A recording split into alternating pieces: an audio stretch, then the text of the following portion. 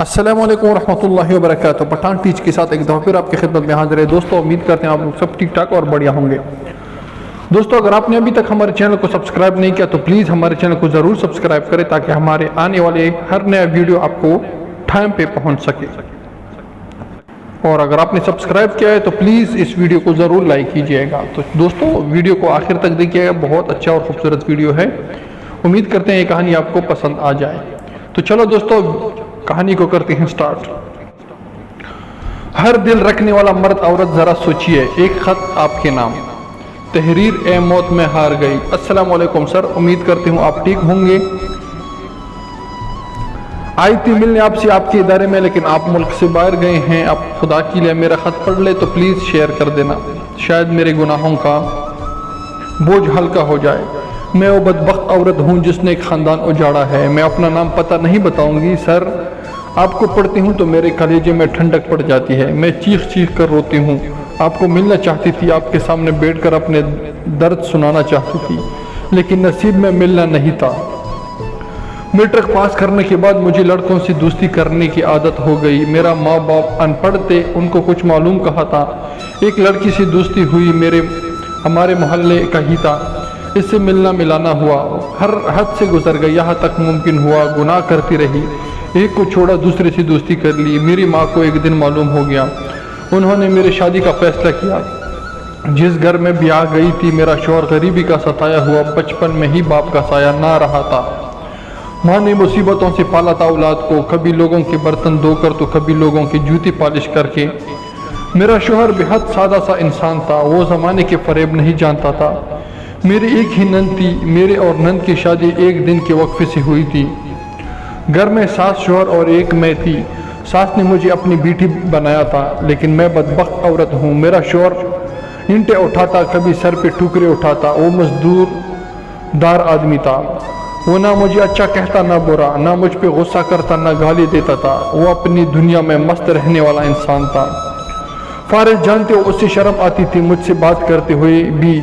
शुरू में मेरे सामने बैठकर खाना ना खाता था। उसकी सादगी का अंदाज़ा कर ले आप। मेरी सास मुझे जो कहती ला कर देती थी, लेकिन क्या करती, मैं आदत से मजबूर। एक जलील तरीन औरत थी ना। मुझे खुशियाँ राज कहाँ थी, मुझे इज़्ज़त कहाँ कबूल थी। मैं शर पिलाने वाली थी, मैं मखार थी। आप यहाँ औरत को इतनी खूबसूरत लिखते हैं ना, वहीं पे मुझ जैसी भी बदनस्ली औरतें हैं जो आशियाना जला कर रोती हैं। मैं पार्लर बनना चाहती थी, मैंने ब्यूटी पार्लर का काम किया हुआ था। सास ने मना किया, रहने दो, क्या करोगी बनाकर। लेकिन जब मैंने अपने शौहर से बात की तो मेरे गोद में सर रख कर बोला, मेरी जान तुम खुश हो तो बना लो, मुझे कोई इतराज़ नहीं। वो तंग ज़हीन नहीं था, उसने पार्लर बनाने में मेरी मदद की, पार्लर बना लिया। मैं सारा दिन बाजार में घर से बाहर रहती, काम चलाने लगा। फिर मेरी गंदी आदत मुझे मजबूर करने लगी। मेरी दोस्ती एक साथ वाले दुकान की लड़के से हो गई। मैं शादीशुदा होने के बावजूद भी बाहर मुंह मारने लगी। घर आती मेरा शौहर मेरा इंतज़ार कर रहा होता। सास खाना बना देती थी। सास बूढ़ी हो चुकी थी। मेरा शौहर मुझे बाहों में लेकर कहता, तुम थक जाती हो ना। मैं तो कहता हूँ छोड़ दो पार्लर जाना, लेकिन मैं दलदल में धंस चुकी थी। मेरा दोस्त रात को मुझे मिलने की जिद करता, मैं इनकार कर दी थी। फिर मैं गुनाह को कबूल किया। मैं अपनी सास को और शौहर को नींद की गोलियां देने लगी। वो सो जाते हैं, मैं अपने दोस्त के साथ गुनाह करती। मेरी सास दिल की मरीज़ थी। शायद एक दिन गोली का रिएक्शन हुआ और वो तड़प कर मर गई। कुछ दिन रोना धोना हुआ, मैंने सोचा पार्लर छोड़ दूँ, लेकिन बेचैनी होती थी घर में रहने से। शौहर मजदूरी करता, वो दिन भर का थका घर आता, खाना खाकर सो जाता। वो न जाने क्यों मुझे पार्लर छोड़ने का कहने लगा। वो चिड़चिड़ासा होने लगा, मुझे पार्लर जाने से रोकने लगा। मैं उसे नींद की गोलियां खिलाने लगी। सुबह में भी दे दी थी। रात को मैं 2 बार हामला हुई, दोनों बार अबॉर्शन करवा दिया। नींद की गोलियां खाते खाते वो बीमार रहने लगा। मैं खुश होती थी, वो सोया रहता था, मुझे रोकता ठोकता नहीं है। मैं अपने दोस्तों में खुश रहती, कभी किसी की घर दुल्हन तैयार करने जाती और कहा जानता था इसको जहर देने वाली इसकी हम सफ़र ही है।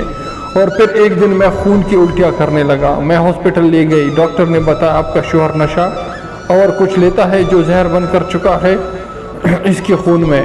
इसके इलाज के लिए बहुत पैसा लगेगा। वो नहीं जानता था इससे क्या हुआ है। मुझे रोते हुए पूछता था क्या हुआ है, मुझे डॉक्टर क्या कहते हैं, मैं मरना नहीं चाहता। उस रात वो मेरे गोद में सर रख के बच्चों की तरह रो रहा था। मेरा हाथ बार बार चूम रहा था, मुझे कह रहा था मुझे बचा लो, मुझे जीना है, मुझे नहीं मरना अभी। उसका जिस्म कांप रहा था, वो मेरे जिस्म के साथ लिपट गया, मुझसे पानी मांगने लगा। वो मौत की तरफ बढ़ रहा था और मेरा ज़मीर जिंदा हो रहा था। मेरे बाहों में इसकी सांसें धीमी हो रही थी। मैंने क्या जुल्म किया था। उसने पानी मांगा, मैंने गिलास उसके मुंह के साथ लगा, यही था कि वो बेजान हो गया।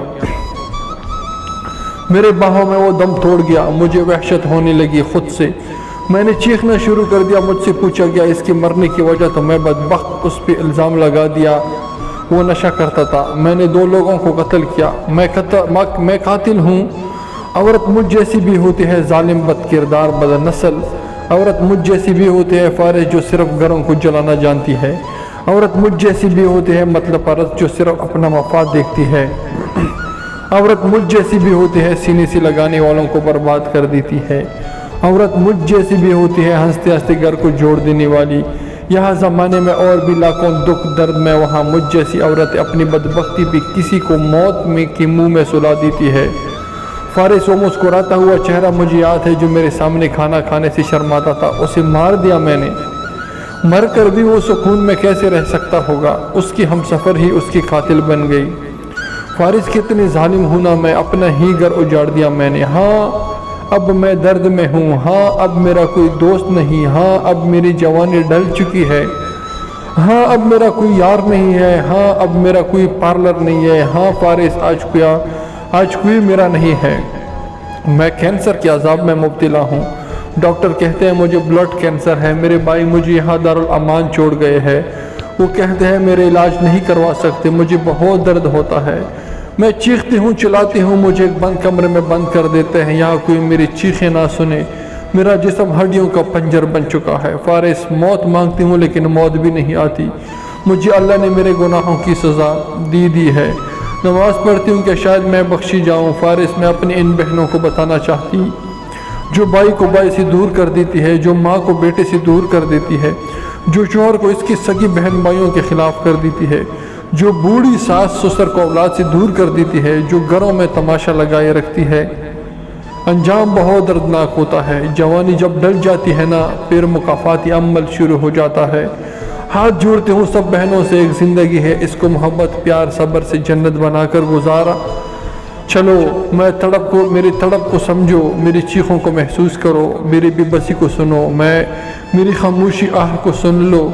फारिस सर और सब पढ़ने वालों दुआ करे अल्लाह मुझे माफ़ कर दे। वो औरत है जो मेरी राह पे है, जो गैर मर्दों में रहकर खुश होती है, उनके लिए मैं इबरत का निशान हूँ। जवानी डल जाएगी फिर एक आवाज़ आएगा, मैं हूँ अल्लाह, मुझसे बाकर कहा जाएगी। आखिर फिर इसकी पकड़ होगी, फिर मौत मांगने पे भी मौत नहीं मिलेगी। फिर सब मुंह मोड़ लेंगे, फिर सब साथ छोड़ देंगे, फिर दर्द की ठोकरें मिलेंगी, फिर सारी सितम आंखों के सामने से गुजर जाएंगे, फिर चीख चीख कर माफ़ी मांगेगी। तब तक बहुत देर हो चुकी होगी। फारिस क्या पता जब आप मेरा ख़त शेयर कर रहे हो तब तक मैं दुनिया छोड़ चुकी हूँ। मेरे अल्फाज मेरे दर्द है, मुझे निदामत भी है, मुझे शर्मिंदगी भी है। मेरे लिए सब दुआ करना और हर औरत हो सके तो पढ़ कर राह पे आ जाए। खुदारा इजाज़त चाहती हूँ। फारिस सर आपसे मिलने की हसरत है। आप वापस पाकिस्तान आए तो मेरा एड्रेस नीचे लिखा है, मुझे मिलने ज़रूर आना। लवारिस पड़ी हूँ मैं मौत के इंतज़ार में, कोई मेरा हाल पूछने भी नहीं आता। एक डॉक्टर बता रहा था जब मैं मरूंगी तो मेरी कफन पे लवारिस लिखा जाएगा, फारिस भाई बनकर आ जाना, मुझे लवारिस नहीं मरना। मेरे आंसू तेरा अलविदा, मेरा आखिरी सलाम। दोस्तों उम्मीद करते हैं ये दर्द भरी कहानी आपको पसंद आई होगी। अगर पसंद आई है तो प्लीज़ हमारे चैनल को ज़रूर सब्सक्राइब करें ऐसी अच्छी और खूबसूरत वीडियो के लिए, और बेल आइकन को भी लाजमी दबाएं ताकि हमारे आने वाली अच्छी खूबसूरत वीडियो आपको टाइम पे मिल सके। तो अपनी भाइयों को दीजिए इजाज़त। इंशाल्लाह मिलते एक और अच्छी खूबसूरत वीडियो के साथ। तब तक के लिए अपना बहुत सारा ख्याल। अल्लाह हाफिज़।